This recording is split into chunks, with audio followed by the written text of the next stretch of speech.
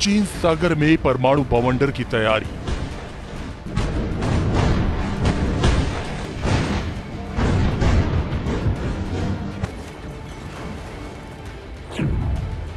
बौखलाया dragon, परमाणु मिसाइलें उतारी।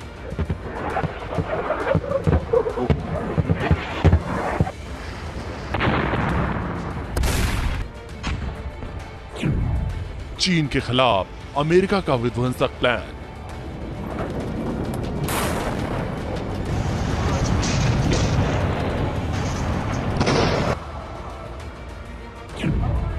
गुस्ताखी करेगा चीन तो मिटेगा नामो निशान।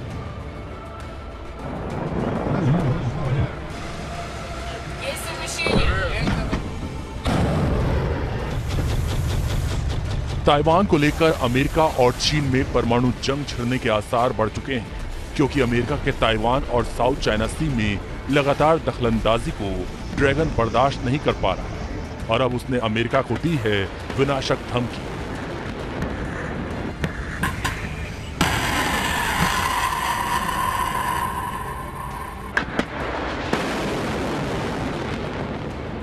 चीन ने अमेरिका को अपनी घातक परमाणु मिसाइलों का दम दिखाया है। चीन ने एक नहीं बल्कि अपनी 3 विनाशक मिसाइलों को दिखाकर अमेरिका को नेस्तनाबूद करने की चुनौती दी है। इस वीडियो को गौर से देख लीजिए। चीन की स्टेट मीडिया ने इस वीडियो को जारी किया है, जिसमें चीन के नेशनल डे परेड की तस्वीरें जारी की गई हैं। इसमें चीन ने उन 3 मिसाइलों पर फोकस किया जो अमेरिका के लिए मुश्किलें खड़ी कर सकती हैं।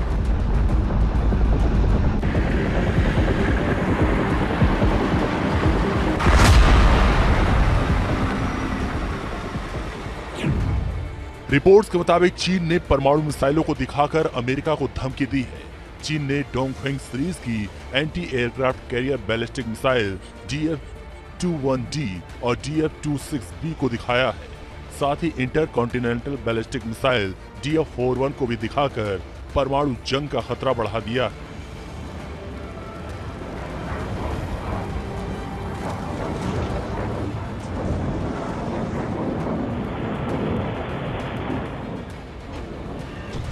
जानकारी के मुताबिक चीन के सरकारी भोपू ने जो वीडियो जारी करके धमकी दी है, उसमें उसकी घातक और विनाशक मिसाइलों की पूरी ब्रिगेड के साथ साथ फाइटर जेट और वॉरशिप भी एक्शन में दिख रहे हैं। चीन ने अपनी परमाणु मिसाइलों को फायर करने का नया वीडियो भी दिखाया। इसका साफ मकसद है कि अमेरिका को खुला चैलेंज देना।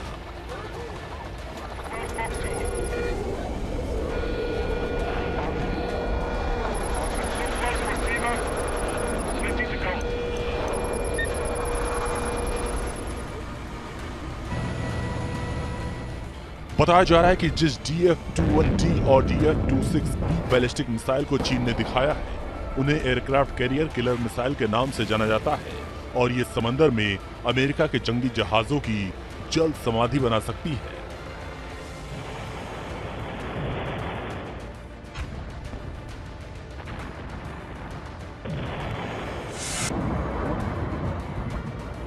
दरअसल चीन इसलिए बौखलाया हुआ है क्योंकि अमेरिका ने चीन को 3 तरफ से अपने विनाशक जंगी जहाजों से घेर रखा है।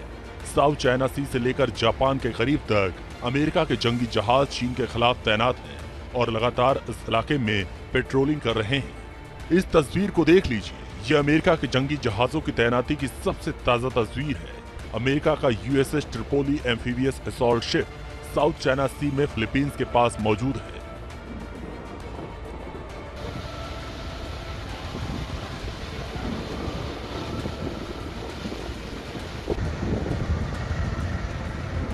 जबकि 2 वॉरशिप USS अमेरिका और USS रोनाल्ड रीगन भी जापान के करीब तैनात हैं। इन तीनों विध्वंसक वॉरशिप के अलावा अमेरिका के कई डिस्ट्रॉयर और फ्रिगेट शिप भी ताइवान के पास मौजूद हैं, जिनसे चीन डरा हुआ है, क्योंकि अमेरिका अपने जंगी जहाजों को ताइवान स्ट्रेट में भी भेज रहा है और उसने चीन के खिलाफ विध्वंसक चक्रव्यूह तैयार कर दिया।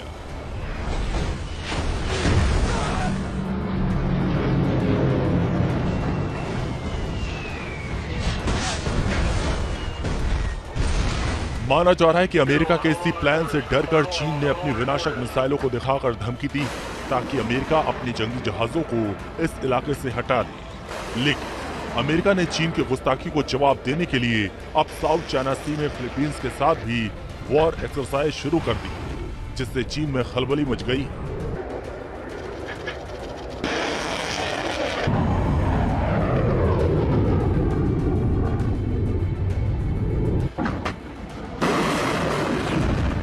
रिपोर्ट्स के मुताबिक साउथ चाइना सी में अमेरिका और फिलीपींस के 2500 मरीन कमांडो उतरते दिखे गए, जिसमें अमेरिका के 1900 और फिलीपींस के 600 से ज्यादा सैनिक शामिल हैं।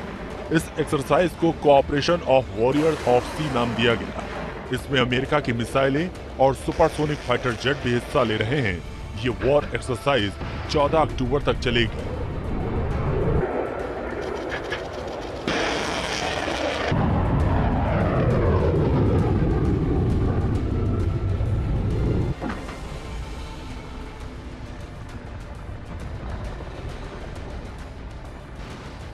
बताया जा रहा है कि फिलीपींस के नए राष्ट्रपति के कार्यकाल में ये सबसे बड़ा युद्ध अभ्यास है और इससे चीन पूरी तरह बौखला गया है, क्योंकि ये वॉर एक्सरसाइज पलावान प्रांत में भी होगा जो साउथ चाइना सी से सटा है, और उत्तरी फिलीपींस में भी होगा जो ताइवान के लुजॉन स्ट्रेट के पार मौजूद है।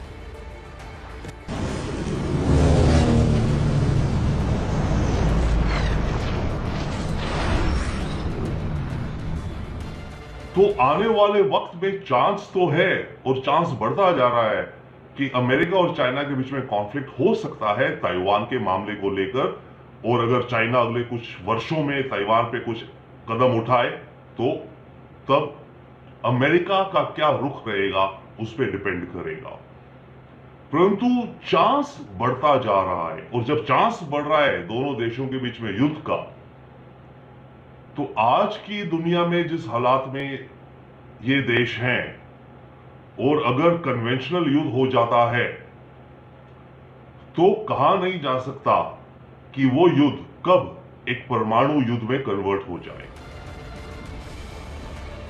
ताइवान को लेकर अमेरिका और चीन के बीच जंग का जो नया मोर्चा तैयार हुआ है, उसने परमाणु जंग का अलार्म बजा दिया है, क्योंकि जहां एक तरफ चीन ने अपनी विनाशक मिसाइलों को दिखाकर अमेरिका को समंदर में तबाह करने की धमकी दी, तो वहीं अमेरिका ने भी अब साउथ चाइना सी से लेकर पूर्वी चीन सागर तक चीन के खिलाफ ऐसा विध्वंसक जाल बिछा दिया है जिसमें फंसकर ड्रैगन का तबाह होना तय है। लेकिन दोनों सुपर पावर देशों में अगर जंग छिड़ी तो अंजाम भयानक हो सकता है, क्योंकि एक तरफ यूरोप में परमाणु विनाश की आहट सुनाई दे रही है, तो दूसरी ओर पूर्वी एशिया के समंदर की लहरें भी भयानक बवंडर का संकेत देने लगी हैं।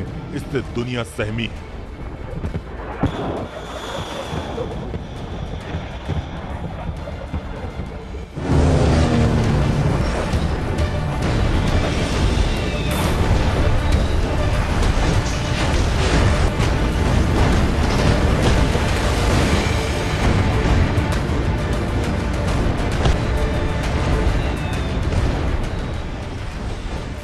पूर्वी एशिया में महासंग्राम की भीषण तैयारी।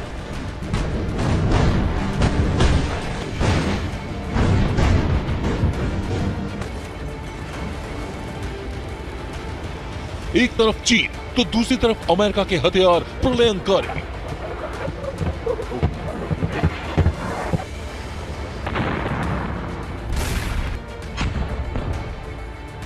ताइवान को लेकर चीन और अमेरिका में किसी भी वक्त जंग छिड़ सकती है, जिसका सबूत है ये मिसाइल, जिन्हें दिखाकर चीन ने अमेरिका को अपने इलाके से हटने का अल्टीमेटम दे दिया है।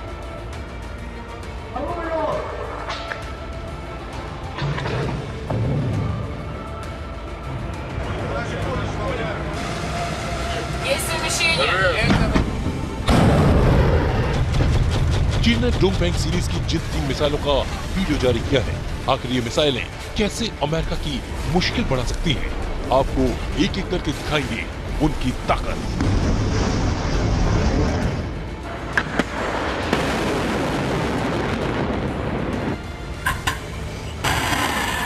चीन के पास डोंगफेंग सीरीज की कई घातक और विनाशक मिसाइलें हैं। इन्हीं में से एक है DF-26B मिसाइल। चीन ने DF-26 मिसाइल को साउथ चाइना सी में भी तैनात कर दिया है। DF-26 मध्यम दूरी की बैलिस्टिक मिसाइल है। चीन ने इसके 2 वर्जन तैयार किए हैं, पहला DF-26 और दूसरा DF-26B। इसे गुआम किलर के नाम से भी जाना जाता है, क्योंकि चीन ने इसे खास तौर पर प्रशांत महासागर में मौजूद अमेरिका के बेस गुआम को तबाह करने के लिए तैयार किया है।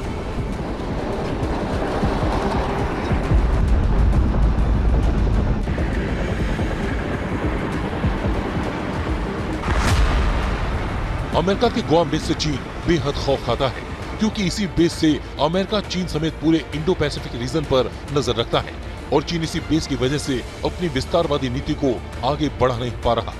इसीलिए अब चीन ने इस मिसाइल को दिखाकर अमेरिका को सीधी धमकी दी है।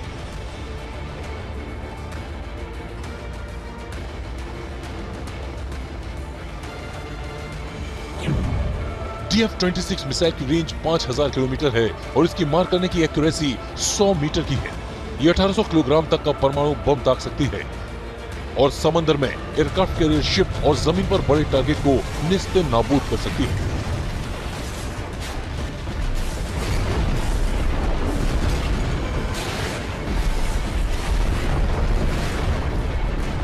चीन की इस मिसाइल की सबसे घातक बात यह है कि इसे कहीं भी ले जाया जा सकता है, क्योंकि ये मोबाइल लॉन्चर से दागी जा सकती है। बताया जा रहा है कि चीन के पास इस मिसाइल को दागने वाले 16 मिसाइल लॉन्चर हैं।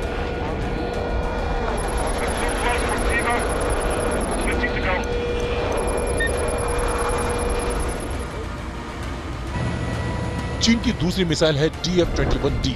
ये भी मध्यम दूरी की बैलिस्टिक मिसाइल है। इसे दुनिया की पहली एंटी शिप बैलिस्टिक मिसाइल भी माना जाता है। ये मिसाइल परमाणु बम दागने में सक्षम है और 300 किलो टन का परमाणु वॉरहेड दागकर महाविनाश मचा सकती है।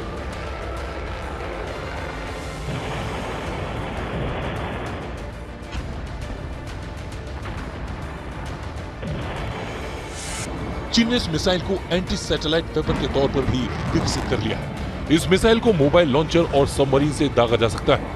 जानकारी के मुताबिक चीन के पास करीब 80 DF-21 मिसाइलों का जखीरा है, जिससे वो कहीं भी भारी विनाश मचा सकता है। DF-21 मिसाइल 1500 किलोमीटर तक मार कर सकती है, जबकि आवाज की रफ्तार से 10 गुना तेज रफ्तार से हमला करने में सक्षम है। ये इनर्शियल और terminal active radar guidance system से लैस है, जिससे टारगेट पर सटीक निशाना लगा सकती है।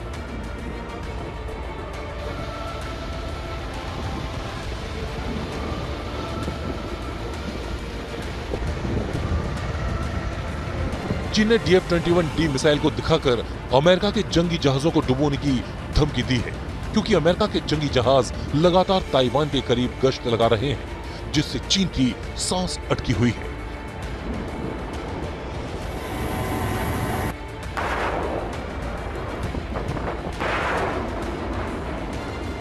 इन दोनों मिसाइलों के साथ साथ चीन ने अपनी सबसे नई इंटरकॉन्टिनेंटल बैलिस्टिक मिसाइल DF-41 को भी जंग में उतार दिया है।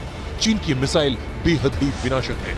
चीन ने DF-41 को हाइपरसोनिक ग्लाइड व्हीकल से लैस किया है, मतलब कि आसमान में जाकर ये हाइपरसोनिक ग्लाइड व्हीकल मिसाइल से अलग हो जाता है और खुद ही टारगेट को सर्च करके उसे तेज रफ्तार से तबाह कर देता है। मतलब कि इस मिसाइल को अगर एक बार चीन ने दाग दिया तो इसे रोकना नामुमकिन है।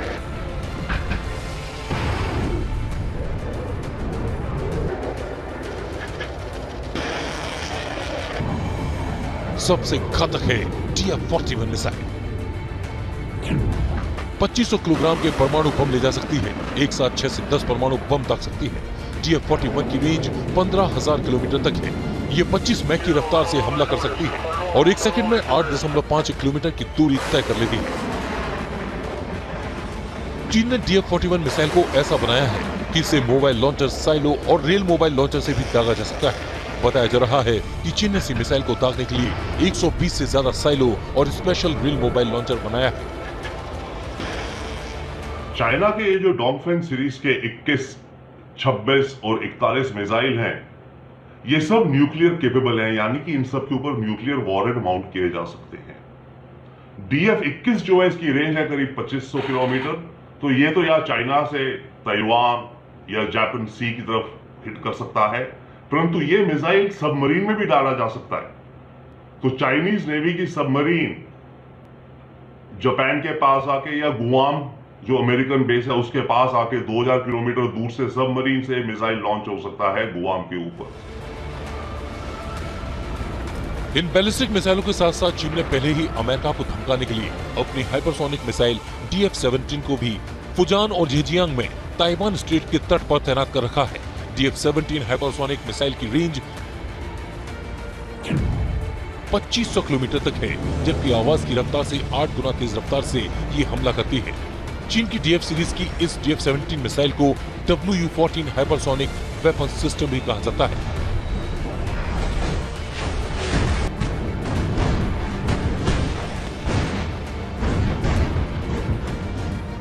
DF-17 मिसाइल को मोबाइल लॉन्चर के जरिए सड़क से लेकर समंदर तक कहीं भी दागा जा सकता है और हाइपरसोनिक स्पीड की वजह से अमेरिका के डिफेंस सिस्टम भी इसके आगे फेल है, क्योंकि नीची उड़ान, हवा में ही रफ्तार बदलने की ताकत और स्पीड से इसे रडार नहीं पकड़ सकता।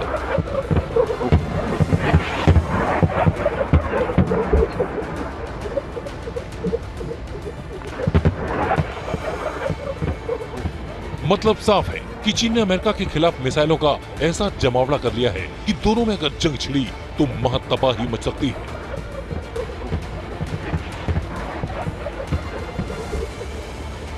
रूस और यूक्रेन के बीच जंग लगातार जारी है। एक तरफ रूस यूक्रेन के कई हिस्सों पर कब्जा कर लेने का दावा करता है, तो वहीं यूक्रेन रूस को मुंहतोड़ जवाब देने और उसके दावों को सिरे से खारिज करता रहता है। हालांकि जंग के शुरुआती दिनों में दुनिया को लगा था कि रूस ताकतवर है और युद्ध बहुत जल्दी किसी नतीजे पर पहुंच जाएगा, लेकिन फरवरी से दोनों देशों के बीच शुरू हुआ यह जंग अभी तक थमा नहीं है और रूस के लिए यूक्रेन गले की हड्डी बन गया है। वहीं हाल ही में रूस ने दावा किया था कि उसने यूक्रेन के 4 हिस्सों पर कब्जा कर लिया है और जनमत संग्रह में भी यूक्रेन के इन चारों इलाकों को रूस का मान लिया गया है और जल्द ही अब ये इलाके आधिकारिक तौर पर रूस के हो जाएंगे। वहीं अब खबर ये आ रही है कि यूक्रेन के इन चारों क्षेत्रों को रूस में शामिल करने वाली कानूनी प्रक्रिया को भी पूरा कर लिया गया है और राष्ट्रपति व्लादिमीर पुतिन ने इस पर हस्ताक्षर भी कर दिए हैं। वहीं रूस के इस कदम से रक्षा विशेषज्ञ ये अंदाजा लगा रहे हैं कि अमेरिका और पश्चिमी देश भड़क सकते हैं। रूस का ये फैसला अंतर्राष्ट्रीय नियमों के भी विपरीत है। आपको बता दें कि इसी सप्ताह रूसी संसद के दोनों सदनों ने यूक्रेन के दोनेत्स्क, लुहांस्क, खेरसन और जोपोरिजिया के विलय वाले कानून को पारित कर दिया था। इसके बाद व्लादिमीर पुतिन को इस पर साइन करना था। अब पुतिन ने इस कानून को मंजूरी दे दी है, तो इसके साथ ही इन इलाकों पर भी रूस का कब्जा हो गया है। इससे पहले इन इलाकों में रूस की ओर से रेफरेंडम कराने का भी दावा किया गया था। रूस का कहना था कि जनमत संग्रह में 90% लोगों ने रूस में इलाकों के विलय करने की बात कही है। हालांकि अमेरिका समेत पश्चिमी देशों और यूक्रेन ने इस जनमत संग्रह को फर्जी बताते हुए विरोध किया था और कहा था कि रूस ने बनावटी रेफरेंडम कराया है। आपको बता दें कि रूस यूक्रेन को सोवियत संघ का ही हिस्सा मानता आया है और रूस से यूक्रेन का अलग होना दुर्भाग्यपूर्ण बताता है। हालांकि 2024 में रूस ने यूक्रेन पर हमला करके क्रीमिया पर कब्जा कर लिया था। इसी तरह अब पूर्वी यूक्रेन के हिस्सों पर भी रूस ने कब्जा कर लिया है। वहीं आपको यह भी बता दें कि इस जंग की शुरुआत यूक्रेन की नाटो देश में शामिल होने के ऐलान के बाद हुई थी, जो कि रूस नहीं चाहता था कि यूक्रेन नाटो देश का हिस्सा बने। इसी के विरोध में बात इतनी आगे बढ़ी कि दोनों देश में जंग छिड़ गई और जंग छिड़ने के बाद क्या हो रहा है आपको पता ही है। अभी हाल ही में रूस यूक्रेन के बीच जंग को लेकर एलन मस्क ने भी अपने ट्विटर अकाउंट से ट्वीट किया था, जिसके बाद बवाल मच गया था। दरअसल एलन मस्क ने ट्वीट कर दोनों देशों को शांति की सलाह देते हुए रूस को यूक्रेन से ज्यादा ताकतवर बता दिया था और कहा था कि शांति की तलाश करें अगर आप यूक्रेन की परवाह करने वालों में से हैं। रूस के पास यूक्रेन से 3 गुना बड़ी सेना है, ऐसे में युद्ध रूस जीत सकता है। वहीं एलन मस्क के ट्वीट पर यूक्रेन के राष्ट्रपति और अधिकारियों ने कड़ी प्रतिक्रिया व्यक्त की थी। यूक्रेन के राष्ट्रपति ने तो एक पोल भी जारी कर दिया था। उन्होंने 2 ऑप्शन दिया, एक वो जो यूक्रेन के समर्थन में है, दूसरा वो जो रूस के साथ है। इसके अलावा एलन मस्क ने एक और ट्विटर पर एक पोल करते हुए पूछा कि आइए इसे आजमाएं, डोनबास और क्रीमिया में रहने वाले लोग क्या मानते हैं कि वे रूस या यूक्रेन का हिस्सा हैं या नहीं। ऑप्शन हां और ना। वहीं जब जेलेंस्की ने ट्विटर पोल जारी करते हुए एलन मस्क पर निशाना साधा, तो मस्क ने भी जेलेंस्की के पोल का जवाब देते हुए लिखा कि मैं अभी भी यूक्रेन का बहुत समर्थन करता हूं, लेकिन मुझे विश्वास है कि युद्ध के बड़े पैमाने पर बढ़ने से यूक्रेन और संभवतः दुनिया को बहुत नुकसान होगा। तो इस तरह से रूस और यूक्रेन जंग के बीच पूरी दुनिया की नजर बनी हुई है। हालांकि इस जंग का नतीजा क्या होगा ये अभी भी कहना मुश्किल है, लेकिन हाँ इतना जरूर है कि दोनों देश के बीच ये जंग दुनिया के समीकरणों को बदलने में अहम रोल